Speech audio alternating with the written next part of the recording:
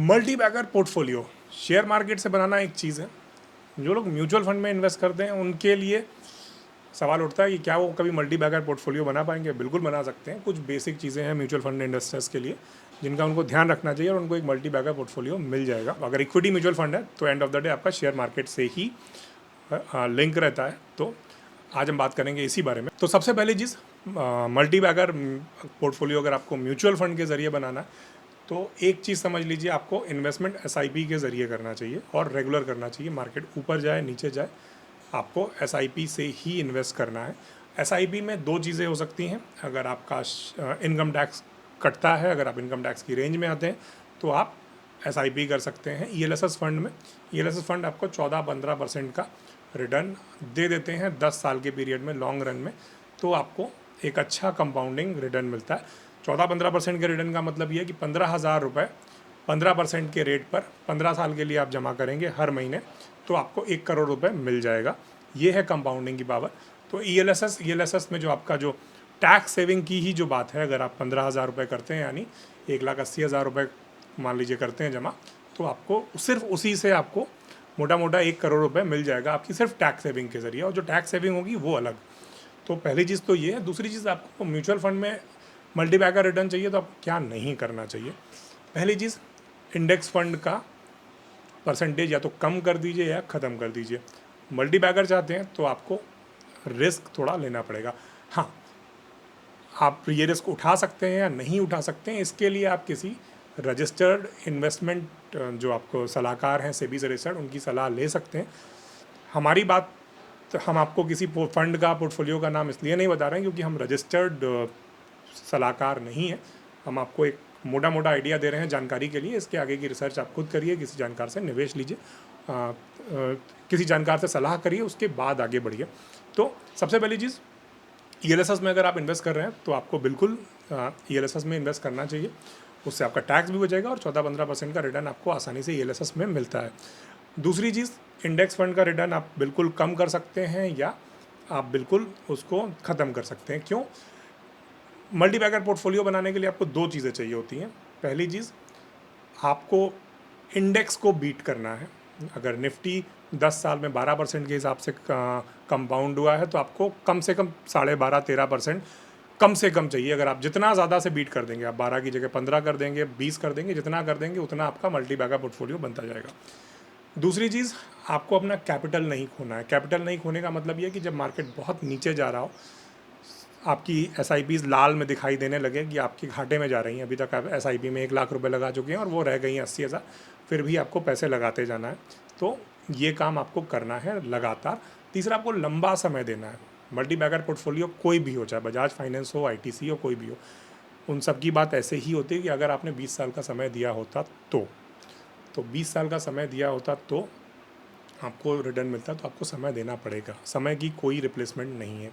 Multi bagger के नाम पर वही लोग मरते हैं जो रातों रात अमीर बनना चाहते हैं। तो ये तो हमने 3 पॉइंट बता दिए कि आपको क्या करना है। सबसे पहले आपको कैपिटल को सुरक्षित रखना है, जिसके लिए मार्केट लॉस में जा रहा तो भी आपको अपनी एसआईपी बंद नहीं करनी है और लंबे समय तक एसआईपी करनी है। दूसरी चीज़, आपको इंडेक्स को बीट करना है। इंडेक्स से ज़्यादा रिटर्न आपको चाहिए तो आपको जो इंडेक्स फंड है उससे थोड़ी सी दूरी बनानी पड़ेगी। या तो आप उसका शेयर बहुत कम करेंगे या आप उसको ख़त्म कर देंगे। कितना रिस्क आप ले सकते हैं ये आपके ऊपर डिपेंड करता है। अब बात करते हैं आपको क्या नहीं करना है। आपको हमेशा एक चीज़ याद रखनी है, आपको सेक्टोरल फंड में इन्वेस्ट नहीं करना है। आप सिर्फ आईटी कंपनियों वाले म्यूचुअल फंड में इन्वेस्ट नहीं करेंगे। आप सिर्फ किसी ऐसे फंड में इन्वेस्ट नहीं करेंगे जो आपको क्या कहते हैं एफएमसीजी में देता है या फार्मा में देता है या केमिकल में देता है। क्यों?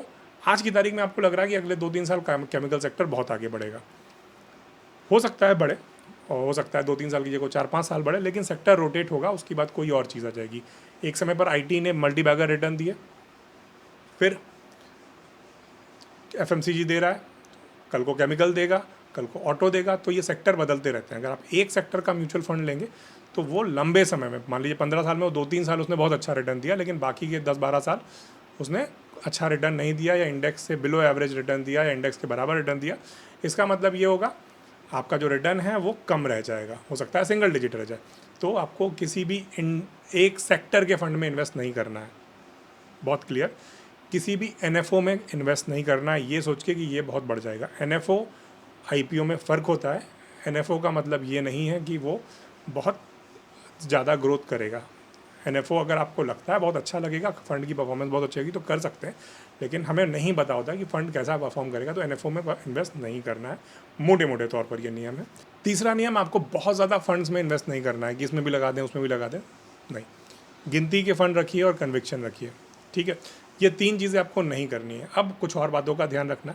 हम एक बार फिर से आपसे रिपीट कर रहे हैं। सबसे पहले आपको लंबा समय देना है, एसआईपी चलानी है, इंडेक्स फंड से थोड़ी सी दूरी बनानी है, और सेक्टोरल फंड्स में इन्वेस्ट नहीं करना है, एनएफओ में इन्वेस्ट नहीं करना है। इसके बाद बात आती है म्यूचुअल फंड सिलेक्ट करने की, कौन से म्यूचुअल फंड सिलेक्ट करें। अगर आप म्यूचुअल फंड के पिछले 5 साल के 3 साल के रिटर्न देखेंगे तो देखेंगे 2 तरह के फंड होते हैं। एक फंड वो होता है जो पिछले 3 साल में जिसने टॉप रिजल्ट दिया है, बहुत अच्छा रिजल्ट दिया है।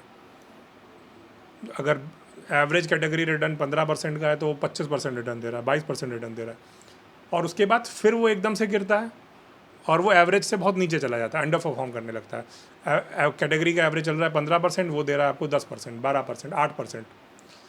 तो जो औसत आता है वो जो 15 साल का वो बराबर आता है। दूसरी तरफ वो फंड भी हैं जो कैटेगरी एवरेज से थोड़ा सा ऊपर थोड़ा सा नीचे रिटर्न देते रहते हैं। उनमें कई बार ये होता है कि उनकी रेटिंग बहुत अच्छी नहीं होती है। फ्रैंकलिन टेम्पल्टन का एक फंड है जिसने 25% के आसपास का सीएजीआर दिया पिछले 15-20 साल में। ऐसे कई सारे फंड हैं जो 25% के आसपास का रिटर्न देते हैं। तो आपको जब फंड सेलेक्ट करना है तो फंड सेलेक्ट करिए तो बैठ के एक बार रिसर्च करिए, क्योंकि आप मल्टी बैगर पोर्टफोलियो बनाने जा रहे हैं तो आपको ये रिसर्च बैठ के करनी पड़ेगी। कौन से फंड हैं जो पिछले 10 साल में कॉन्स्टेंट परफॉर्मेंस जिनका अच्छा रहा है। यानी ऐसा नहीं है कि 10 साल के रिटर्न में आपने 3 साल तो 30% का रिटर्न दे दिया, बाकी 7 साल 10% का रिटर्न दिया, एवरेज 15% का दिख रहा है। ये नहीं, लगातार 15 से 20 के बीच में जिनका रिटर्न रहा हो, जब मार्केट नीचे गया हो तो भी उनका रिटर्न बहुत ज़्यादा नहीं गिरा हो, ऊपर गया हो तो अच्छा गिरा हो। इसके 2 पैरामीटर होते हैं देखने की, अल्फ़ा और बीटा। तो आपका जो बीटा है म्यूचुअल फंड का वो 1 से कम होना चाहिए। 1 से कम मतलब 0.8, 0.9, 0.5, 0.6, जितना कम उतना अच्छा। बहुत ज़्यादा कम होगा तो अल्फ़ा भी कम हो जाएगा। तो अल्फ़ा ज़्यादा से ज़्यादा होना चाहिए, बीटा कम से कम होना चाहिए। ये आपको म्यूचुअल फंड के अंदर देखना है।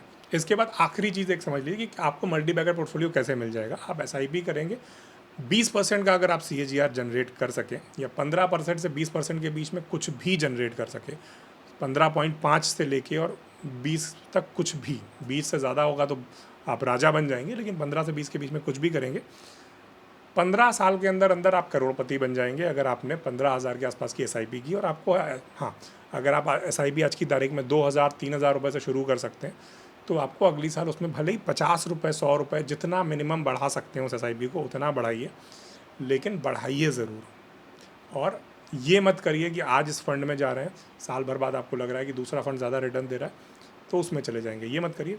फ़ंड चुनिए, 10 साल का समय लीजिए और उसका हर साल का रिटर्न देखिए। इस साल उसने कितना रिटर्न दिया, 1 साल पहले कितना रिटर्न दिया। तो जो सीएजीआर जो होता है ना, वो बहुत कंफ्यूज करने वाली चीज़ होती है। जैसे एक फ़ंड है, 3 साल तक 0 रिटर्न दिया, चौथे साल में 4 गुना हो गया, फिर वो बताएंगे कि उसका फंड सीएजीआर जो था वो बहुत अच्छा था, हर साल उसने 20-25% का रिटर्न दिया। तो सीएजीआर जो है कई बार सही तस्वीर नहीं दिखाता है, इसलिए हर साल का रिटर्न देखिए कितना रहा, एवरेज रिटर्न के आसपास कितना ऊपर नीचे रहा, जो उसका जो उस इंडेक्स का रिटर्न है उससे कितना ऊपर लगातार बना रहा, तो वो देखिए। और उम्मीद है कि इससे आप अच्छा पोर्टफोलियो बना सकेंगे। हाँ, अगर आप मल्टी बैगर पोर्टफोलियो चाहते हैं तो एक एसआईपी स्मॉल कैप या इमर्जिंग स्मॉल कैप जैसा कोई फंड ढूंढकर उसमें ज़रूर करिए। हम कई बार माइक्रो स्टॉक, पेनी स्टॉक ढूंढते हैं कि हमको मिल जाए और हमको अमीर बना दे। आप रोज़ ढूंढ नहीं सकते, आपके पास इतने संसाधन नहीं है, आपके पास इतना समय नहीं है। अगर आप एक म्यूचुअल फंड इन्वेस्टर हैं, छोटे इन्वेस्टर हैं, तो आपको ये सारी जानकारियाँ नहीं मिल सकती हैं मोटे तौर पर। उसकी जगह आप एक ऐसे इन्वेस्टमेंट करिए जिसमें आपको ज़्यादा रिटर्न मिले, स्मॉल कैप, और उसमें थोड़ा सा रिस्क है, लेकिन पेनी स्टॉक में लगाने से ज़्यादा फ़ायदा मिलेगा। और 20% का रिटर्न अगर आपको मिल रहा है, 20% के रिटर्न के बारे में एक थ्योरी बताई जाती है कि अगर आप 1 लाख रुपए से शुरू करेंगे और 20% का रिटर्न लेंगे तो आपको 50 से 100 करोड़ रुपए कुछ मिल जाएंगे, 30% के आसपास। एग्जैक्ट थ्योरी हम जानबूझ के नहीं बता रहे हैं, क्योंकि हम चाहते थोड़ा सा रिसर्च आप करिए। अगर वीडियो अच्छा लगा हो तो कमेंट में ज़रूर बताइए, और म्यूचुअल फंड के ज़रिए भी मल्टी बैगर पोर्टफोलियो बनाया जा सकता है। मेहनत करनी पड़ेगी, रिसर्च करना पड़ेगा और समय देना पड़ेगा। तो आपको अगर ये वीडियो अच्छा लगा तो चैनल को सब्सक्राइब करिए, शेयर करिए, कमेंट में ज़रूर बताइए। धन्यवाद।